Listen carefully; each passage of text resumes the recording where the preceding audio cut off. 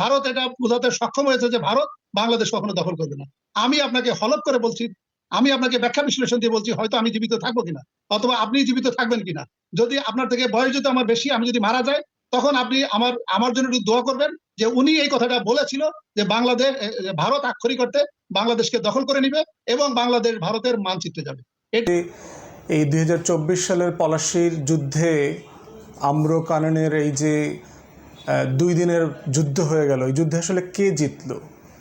Narendra Modi, Delhi, BJP সরকার, নাকি শেখ হাসিনা, আওয়ামী লীগ, বাংলাদেশ? দেশ যাচ্ছে গোল্লায়, আর আমরা বাঙালি জাতি হুজুগে জাতি আছি রাসেল ভাইপার নিয়ে। কে কোথায় রাসেল ভাইপার দেখলো এগুলো নিয়ে। দেশের উপর দিয়ে, দেশের বুক চিরে ভারতের ট্রেন বয়ে যাবে চুক্তি হচ্ছে।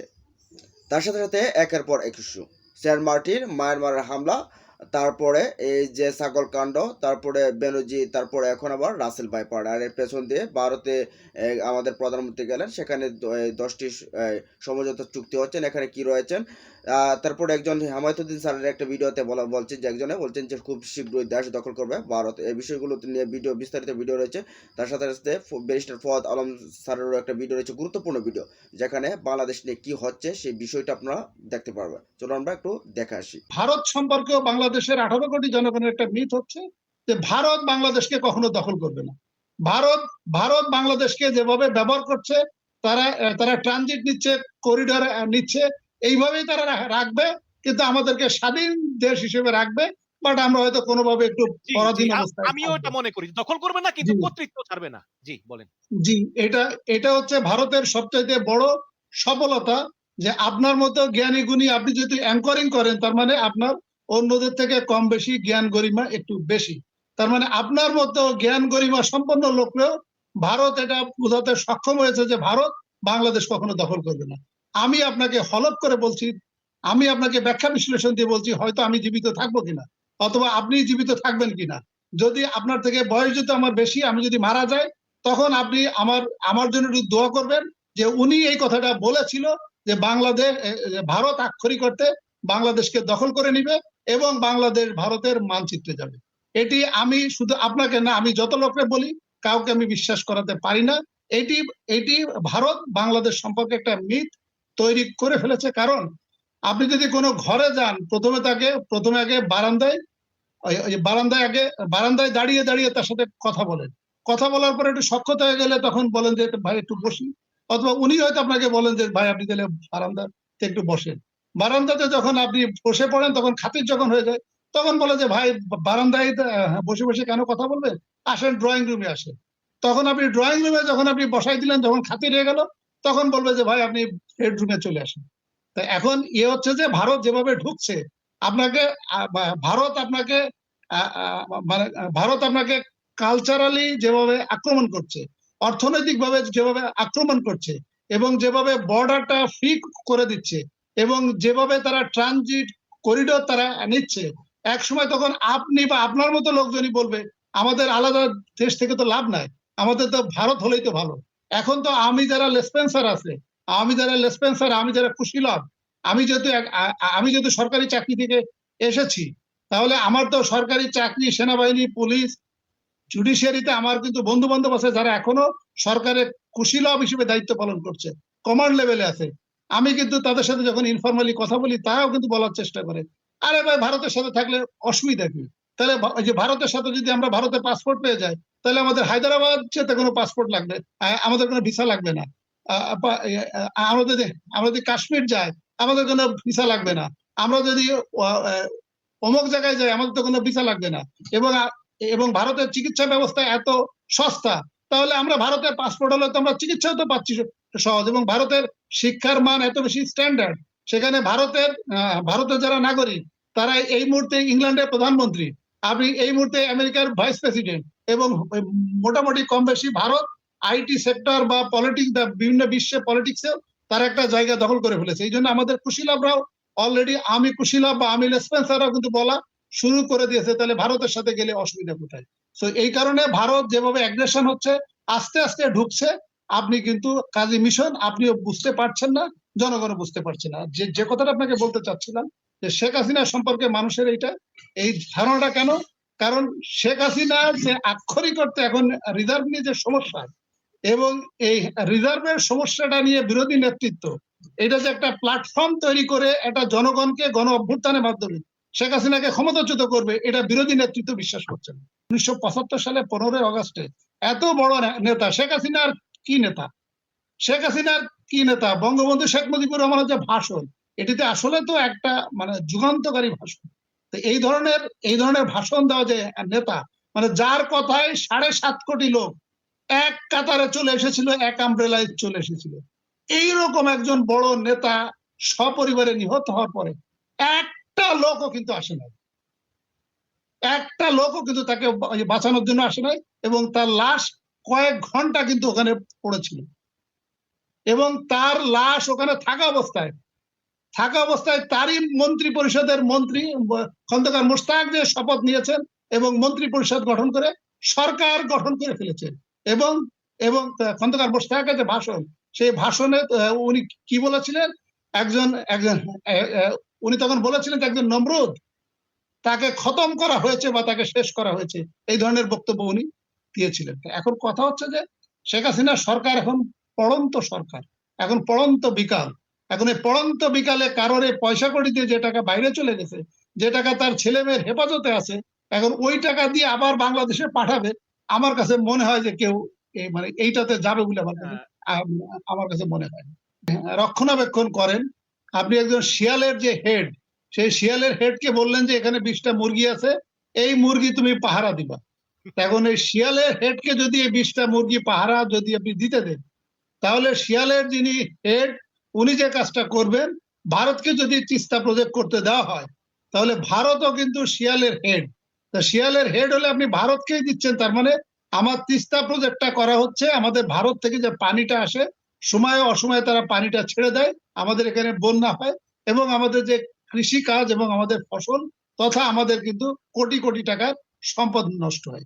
এটাকে প্রোটেকশন দেওয়ার জন্য চায়না এটা আগ্রহ শো করেছে, যেটা আমাদেরও ইন্টারেস্ট আছে, চায়নারও ইন্টারেস্ট আছে। এই ক্ষেত্রে যদি আপনি ভারতকে যদি তিস্তা প্রজেক্টের কাজ দেন এবং ভারত যদি তিস্তা প্রজেক্ট কাজ করার আগ্রহ প্রকাশ করে, এটি আসলে ওই রকম ওই শিয়ালের যে হেড তাকে আপনি 20টা মুরগি পাহারা দেওয়ার জন্য তাকে দায়িত্ব দেওয়া ছাড়া আর কিছুই না। অপোজিশন রাজনীতি করে বা রাজনীতিতে বিশ্বাস করে, ইনক্লুডিং ধরেন অপোজিশন নেতৃত্বের হাইয়েস্ট লেভেল পর্যন্ত সবাই বিশ্বাস করে যে শেখ হাসিনাকে ক্ষমতাচ্যুত করা যাবে না, শেখ হাসিনা ক্ষমতাচ্যুত হবে না, এবং শেখ হাসিনার এমন একটা ক্যারিশমেটিক কোয়ালিটি আছে যে শেখ হাসিনার ভিতরে একটা ফেরেশতা তুল্য, তার ভিতরে কোয়ালিটি আছে, she can do and undo anything. তার মানে শেখ হাসিনা সবকিছু ম্যানেজ করে ফেলতে পারবে, শেখ হাসিনা ভারতকে ম্যানেজ করতে পারে, শেখ হাসিনা চায়নাকে ম্যানেজ করতে পারে, শেখ হাসিনা রাশিয়াকে ম্যানেজ করতে পারে, শেখ হাসিনা আমেরিকাকে ম্যানেজ করতে পারে। এইরকম একটা ধারণা বা এরকম একটা পারসেপশন আমাদের 18 কোটি জনগণের ভিতর জন্মে গিয়েছে, ইনক্লুডিং অপোজিশন পার্টির সমর্থক নেতা এবং একেবারে হাইয়েস্ট লেভেল পর্যন্ত। কিন্তু এটি কিন্তু কাজী মিশন, এটি একটা ধারণা। আরেকটি ধারণা আপনাকে বলি, যদিও আমার কথা কেউ মানে আমি বললে এটা বিশ্বাস করে না, আপনি হয়তো বিশ্বাস করবেন না।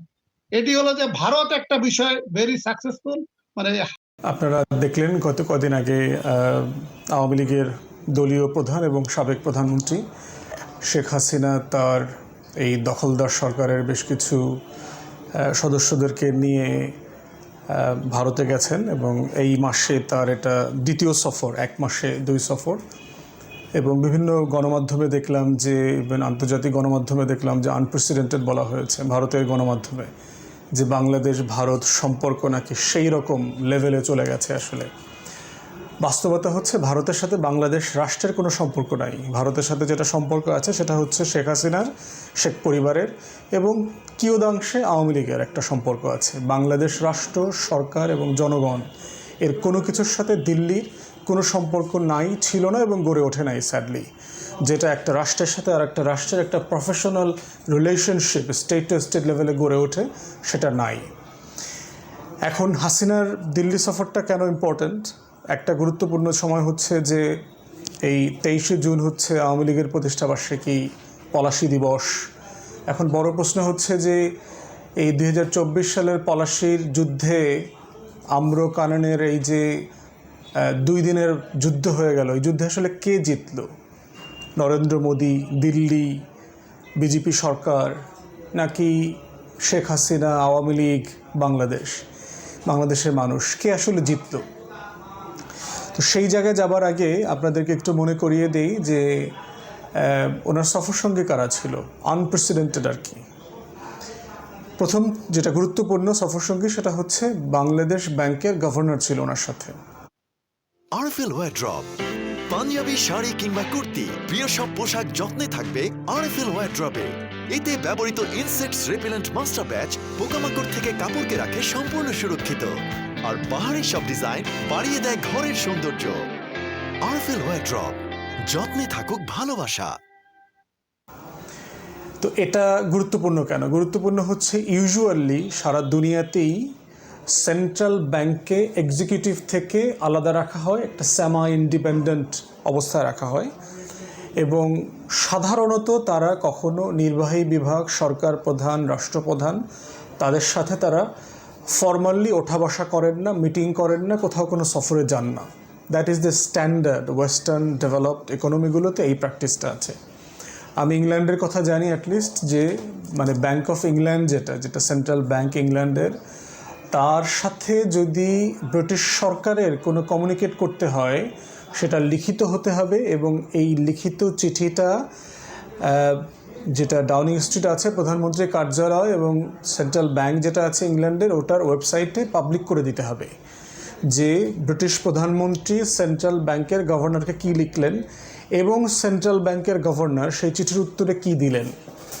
সো এই লেভেলের একটা ইন্ডিপেন্ডেন্স, স্বচ্ছতা, অ্যাকাউন্টেবিলিটির জায়গা আছে ফর ডিফারেন্ট রিজনস। ওই আলোচনাতে আমরা যাব না। তাই সাধারণত নির্বাহী বিভাগের সাথে কেন্দ্রীয় ব্যাংকের সম্পর্কটা এইরকম থাকে। আদারওয়াইজ যে অর্থনৈতিক স্বচ্ছতা ধরে রাখার জন্য, অ্যাকাউন্টেবিলিটি ধরে রাখার জন্য যে ধরনের স্বাধীনতা থাকা দরকার, এটা থাকে না, নষ্ট হয়ে যায়। এবং বাংলাদেশে যে কারণে অবভিয়াসলি নাই, একটা সেবাদাস আমলাকে গভর্নর বানিয়েছে, বুঝতেই পারছেন বাংলাদেশ ব্যাংকে এখন যা যা হবার কথা। তো বাংলাদেশ ব্যাংকের গভর্নর হাসিনার সাথে এবারে সফরে ছিল, এবং এটা ভেরি ক্রিটিক্যাল যে বাংলাদেশ ব্যাংকের গভর্নর কেন এই সফরে হাসিনার সাথে দিল্লিতে যাবেন। অনেকগুলো সংকট বাংলাদেশ ব্যাংকের সাথে ফেস করতে হচ্ছে। তার ভিতরে একটা হচ্ছে আমাদের রিজার্ভের ক্রাইসিস আছে। রিজার্ভের ক্রাইসিসের মধ্যে দুইটা ক্রাইসিস। একটা হচ্ছে যে নেট রিজার্ভ, যেটা একটা স্ট্যান্ডার্ড রাষ্ট্রে থাকা দরকার, বলা হয় 3 থেকে 6 মাসের। তো আমাদের এক্সপোর্ট ইম্পোর্ট মিলায় ব্যালেন্স অফ পেমেন্ট বিবেচনাতে আমাদের নেট 5 থেকে 6 বিলিয়ন ডলার মাসের খরচ দরকার। এটা কোনো কোনো মাসে 8 বিলিয়ন ডলারেও ছিল। তাহলে 8 বিলিয়ন ডলার যদি আমার মাসে ইম্পোর্ট বিল পে করতে হয়, তাহলে আমার ন্যূনতম 24 billion dollar net bill payment করার মতো ক্যাপাসিটি থাকা দরকার, যেটা আমাদের নাই।